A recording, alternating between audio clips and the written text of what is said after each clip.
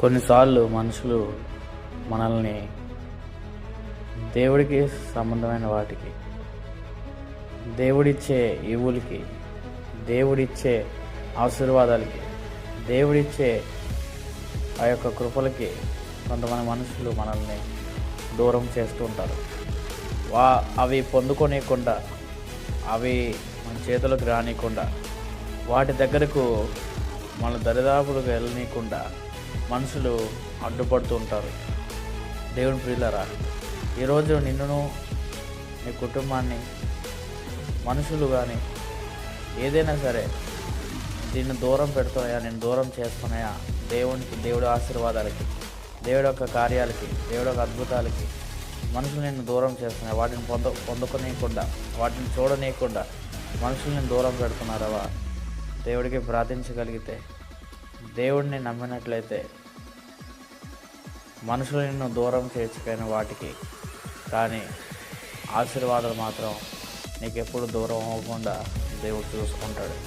నిజమే ప్రియులారా, మనుషులు మనల్ని వాటికి దూరంగా మనల్ని నెట్టివేయచ్చేమో, కానీ దేవుడు ఎప్పుడు కూడా ఆయన ఆశీర్వాదాలు మనకి ఎప్పుడు దూరము చేయడు.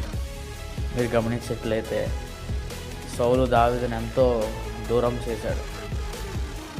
ఆ యొక్క రాజ్యానికి దరిదాపులు రానియకుండా, దేవుడిచ్చే మహిమకి దగ్గరకు రానియకుండా, దేవుడిచ్చే ఆ జీవితము, దేవుడిచ్చే ఆ యొక్క గొప్పతనము ఏమాత్రం దావీదునకు దక్కనీయకుండా చేద్దామని సౌలు ఎంతో ప్రయత్నం చేశాడు.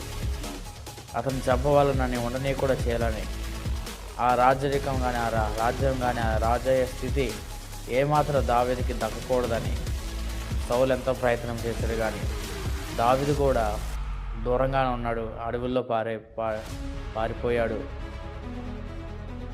కానీ మీరు గమనించట్లే, మీరు నమ్మినట్లయితే సౌలు వాటికి దూరం చేశాడు, కానీ దావీదుని దేవుడు మాత్రము వాటికి దావీదుకు వాటికి దూరము కలుగు చేయలేదు.